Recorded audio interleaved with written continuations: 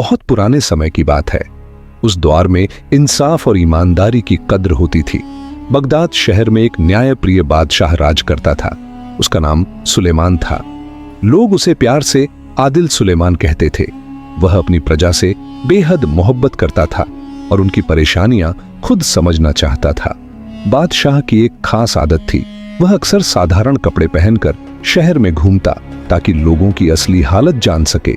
एक दिन वह शहर के एक गरीब मोहल्ले में पहुंचा। वहां उसे दो सगे भाई दिखाई दिए। उनके नाम इमरान और फैसल थे। दोनों यतीम थे और मेहनत करके अपना गुजारा करते थे। इमरान बड़ा भाई था, सीधा, सच्चा और मेहनती। वह सब्जी बेचता था और अपनी हलाल कमाई से घर चलाता था। रोज फज्र की नमाज के बाद मंडी जाता और शाम तक मेहनत करता। अल्लाह ने उसकी कमाई में बरकत दे रखी थी। फैसल छोटा भाई था। वह थोड़ा अलग सोच रखता था। वह जल्दी अमीर बनने के सपने देखता था।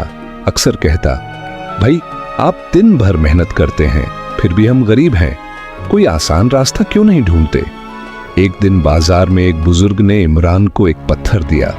उन्होंने कहा, बेटा यह मुझे रास्ते में मिला, मैं बूढ़ा हूं, इसे बेच नहीं सकता, तुम रख लो, शायद तुम्हारे काम आ जाए। इमरान ने शुक्रिया अदा किया और घर आ गया।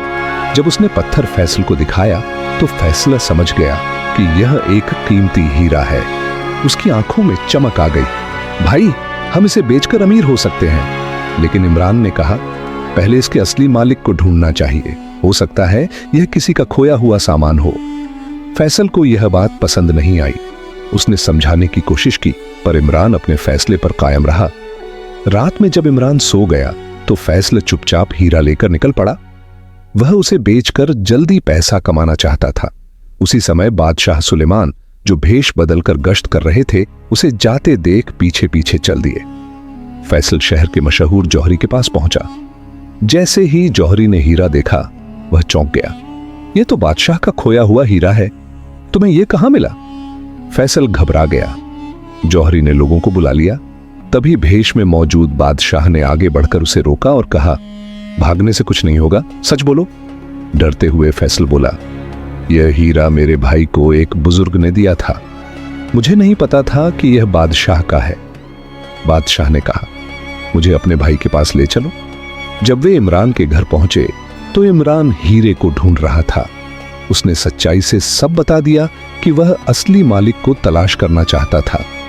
तब बादशाह ने अपना भेष उतार दिया। दोनों भाई घबरा गए। बादशाह मुस्कुराए और बोले, डरो मत, वह बुजुर्ग मैं ही था, मैं तुम्हारी ईमानदारी की परीक्षा लेना चाहता था। उन्होंने इमरान से कहा, तुम जैसे सच्चे इंसान की जरूरत दरबार को है, मैं तुम्हें अपना वजीर बनाना चाहता हूं।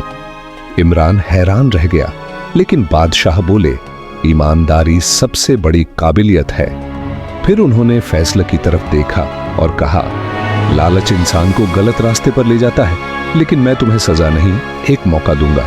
तुम महल के बाग में काम करोगे, मेहनत और सब्र सीखोगे। फैसल ने सिर झुकाकर माफी मांगी। दोनों भाई महल चले गए। इमरान ने वजीर का काम संभाल लिया। वह न्याय से फैसले करता और गरीबों की मदद करता। लोग उसकी बहुत इज्जत करने लगे। दूसरी तरफ फैसल बाग में मेहनत करने लगा। सुबह नमाज पढ़कर पौधों को पानी देता, धूप में काम करता और कभी शिकायत नहीं करता। धीरे धीरे उसमें बदलाव आने लगा। कुछ महीनों बाद माली ने बादशाह से कहा, हुजूर, फैसल अब पहले जैसा नहीं रहा, वह ईमानदारी से काम करता है। बादशाह खुश हुए। उन्होंने कहा, सच्ची कामयाबी मेहनत और सच्चाई से ही मिलती है। समय बीतता गया। इमरान एक भरोसेमंद वजीर बन गया। फैसल ने भी सबक सीख लिया। इस कहानी का साफ संदेश है, ईमानदारी इंसान को ऊंचा उठाती है और लालच इंसान को गिरा देता है।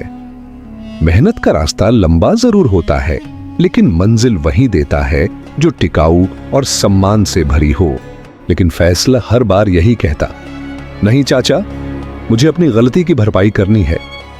कुछ समय बाद बादशाह सुलेमान ने इमरान को दरबार में बुलाया और कहा, इमरान, मैं तुम्हें एक जिम्मेदारी सौंपना चाहता हूं। पड़ोसी देश से एक काफिला कीमती सामान लेकर आ रहा है, उसकी सुरक्षा तुम्हारे हवाले है। इमरान ने आदर से सिर झुकाया। जैसा आपका हुक्म हुजूर।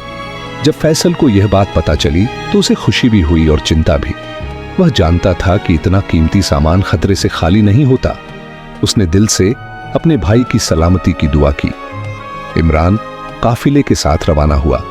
रास्ते में उसे एक बूढ़ा आदमी मिला जो बीमार और कमजोर था। इमरान ने काफिले को रुकवाया और उसकी मदद की। उसने कहा, मैं आपको यूं छोड़कर नहीं जा सकता, हमें जरूरतमंद की मदद करनी चाहिए। उधर महल में कुछ दरबारी इमरान से जलने लगे थे। उनमें सबसे आगे वजीर आजम कासिम था। उसने बादशाह से कहा, हुजूर, इमरान पर इतना भरोसा ठीक नहीं। कल तक वह एक साधारण आदमी था, कहीं ऐसा न हो कि वह माल लेकर गायब हो जाए। बादशाह ने सख्ती से जवाब दिया, बस करो कासिम, मैं इमरान की ईमानदारी जानता हूं। जिसने हीरा लौटाने का फैसला किया वही सच्चा इंसान होता है। कभी कभी आम आदमी भी बड़े ओहदे वालों से ज्यादा शरीफ होता है। इधर फैसल अब बाग का कुशल माली बन चुका था। उसकी मेहनत से बाग में नई बहार आ गई थी। एक दिन बूढ़े माली ने कहा, फैसल, अब तुम मेरी जगह पूरे बाग की जिम्मेदारी संभालो। फैसल ने यह जिम्मेदारी खुशी से स्वीकार कर ली। इमरान का सफर जारी था, तभी रास्ते में काफिले पर हमला हुआ। इमरान ने साहस दिखाया और पूरी समझदारी से हालात संभाले। उसी वक्त वह बूढ़ा आदमी जिसे उसने रास्ते में मदद दी थी आगे आया। एक ही इशारे में हालात बदल गए। इमरान हैरान होकर बोला, आप आखिर हैं कौन? बूढ़े ने मुस्कुरा कर कहा, मुझे बादशाह ने तुम्हारी परीक्षा के लिए भेजा था, तुम इसमें पूरी तरह सफल रहे हो। जब इमरान काफिले के साथ महल लौटा तो बादशाह ने उसे गले लगाया। इमरान, तुमने मेरी उम्मीद से बढ़कर काम किया है। महल में खुशी का माहौल था, लेकिन कासिम के चेहरे पर साफ जलन दिखाई दे रही थी। इसी दौरान फैसल ने बाग में एक अनोखा गुलाब उगाया जो 7 रंगों में खिलता था। जब बादशाह ने वह गुलाब देखा तो हैरान रह गए। इस बागबान को मेरे पास लाओ। जब फैसल सामने आया तो बादशाह पहचान गए। अरे, तुम तो इमरान के भाई हो। बादशाह ने उसकी मेहनत की तारीफ की और कहा, अब तुम मेरे सभी बागों के मुखिया हो। फैसल की आंखें नम हो गईं, लेकिन कासिम यह सब बर्दाश्त नहीं कर पा रहा था। उसने एक साजिश रची। खजांची को लालच देकर खजाने से सोना निकलवाया और इमरान के कमरे में रखवा दिया। जब तलाशी हुई तो सोना वहीं मिला। इमरान हैरान रह गया। मेरा इससे कोई लेना देना नहीं है। कासिम बोला, हुजूर, सच्चाई सामने आ गई। बादशाह का दिल इमरान को बेगुनाह मान रहा था, लेकिन हालात उलझे हुए थे।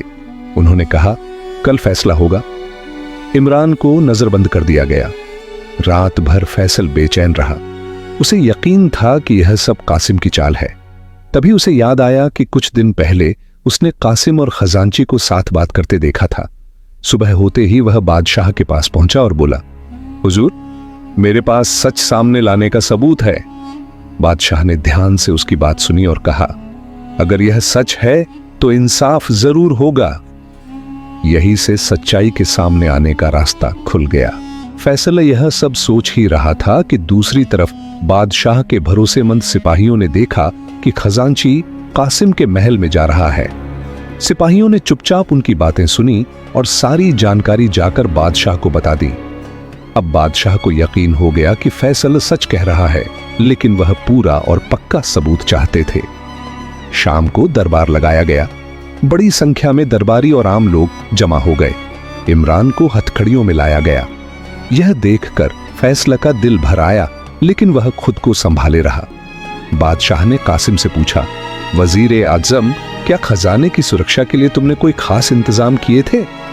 कासिम ने गर्व से कहा, जी हुजूर, मैंने कड़े पहरे लगवाए थे।